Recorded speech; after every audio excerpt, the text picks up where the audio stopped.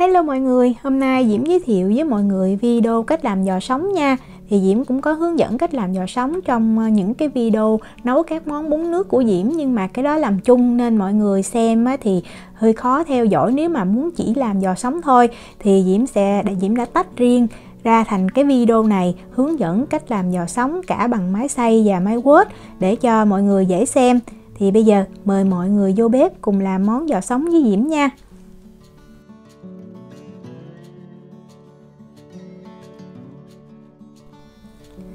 Đầu tiên thì Diễm sẽ giới thiệu về cái phần thịt. Ở đây Diễm có thịt heo xay, cái hộp thịt này là nó là 400g, cái lượng mỡ của nó là 9%. Mình mua nên lựa cái ngày mới nhất, thịt tươi thì ngon.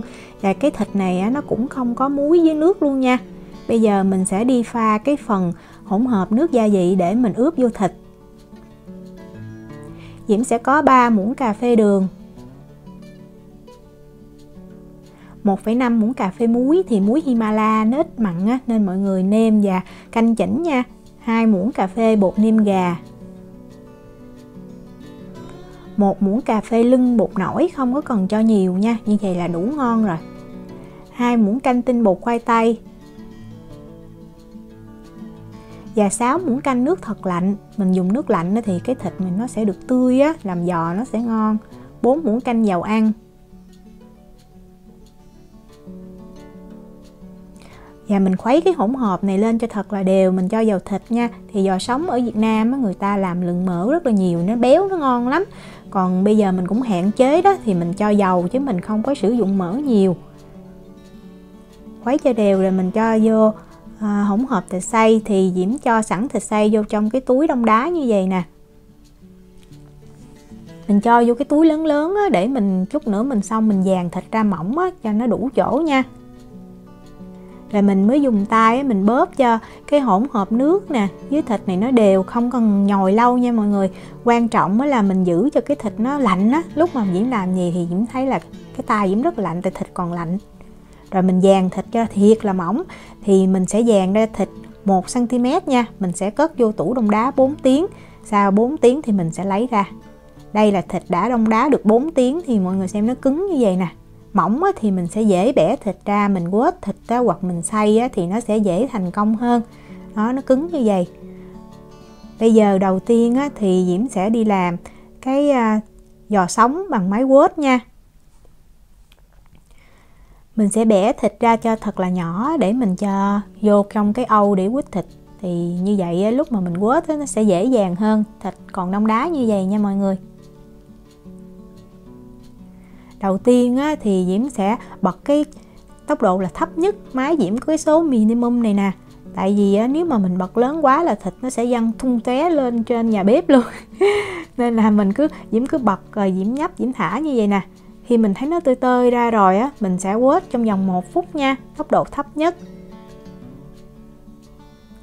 Khi mà mình thấy nó không có còn những cái cục to nữa thì mình sẽ tăng máy lên.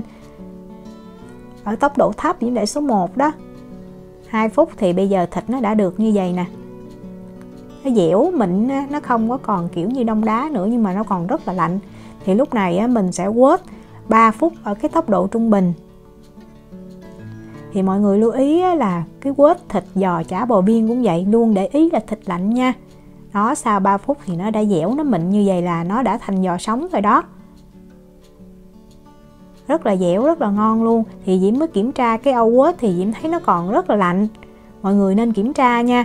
Mình thấy như vậy thì mình quết thêm 2 phút nữa ở cái tốc độ cao nhất thì cái giò của mình nó sẽ nhuyễn. Thì nếu mà máy mọi người yếu hơn quết sau 3 phút mà thịt hết lạnh thì mình cứ đem cất vô trong cái tủ đông đá 2 tiếng. Sau đó mình lấy ra mình quết lại ở tốc độ cao nhất 4 đến 5 phút thì thịt này sẽ rất là nhuyễn. Đó. Sau khi quết xong mà âu còn lạnh như vậy. Vậy là mình đã xong được cái món giò sống bằng máy quết rồi, rất là nhanh và tiện nha. Bây giờ mình sẽ đi làm giò sống bằng máy xay. Thì làm giò sống bằng máy xay tùy cái máy mình mạnh hay yếu. Thì Diễm thấy trung bình nên xay từ 200 tới 400g thôi nha. Diễm ở đây Diễm xay 200g nè. Đầu tiên mình sẽ xay thịt ở tốc độ nhỏ trong vòng 1 phút.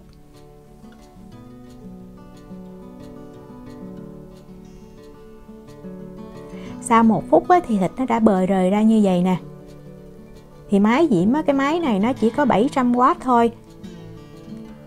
Nhưng mà xay bởi vậy mình phải xay với cái lượng ít đó thì nó sẽ dễ nhuyễn hơn. Sau đó mình sẽ xay ở số tốc độ cao 2 phút, thì máy Diễm có 2 số á, Diễm sẽ xay ở cái số 2. Thì sau 2 phút là nó đã thành giò sống nhuyễn như vậy rồi nè. Và Diễm kiểm tra, Diễm thấy thịt nó cũng còn lạnh chứ nó chưa có nguội. Thì Diễm muốn nhuyễn thêm tí xíu nữa, Diễm quết lên giúp cái máy. Rồi Diễm sẽ xay thêm 30 giây nữa ở cái tốc độ cao nhất nha. Không xay thêm 1 phút hay là 1 phút rưỡi, tại vì như vậy thì thịt nó hết lạnh, nó sẽ bị bở. Xay máy thì mình nên cẩn thận, tại vì cái trục nó dễ bị nóng đó, thì thịt nó dễ bị hư. Làm thì làm bằng máy quết thì nó dễ thành công hơn. Đây là phần giò sống bằng máy xay nè, cũng rất là nhuyễn và ngon. Thì mọi người lưu ý là dùng máy xay thì mình không có nên xay nhiều nha. Xay tối đa là 400g thôi. Mình bảo quản bằng cách cho vô từng túi ni lông như vậy nè. Rồi mình cất vô tủ đá, khi nào dùng mình sẽ cho nó vào tủ lạnh cho nó tan ra đó. Rồi mình sẽ làm. Ở đây Diễm làm chả mực nè, có sẵn giò sống Diễm để tan ra rồi Diễm trộn vô. Hoặc là mình có thể làm món chả cua, hoặc là làm mọc chiên, mọc luộc, ăn với bún rất là ngon. Diễm chúc mọi người thành công nha. Cảm ơn mọi người theo dõi video rất là nhiều. Hẹn gặp lại trong những video tiếp theo. Tạm biệt.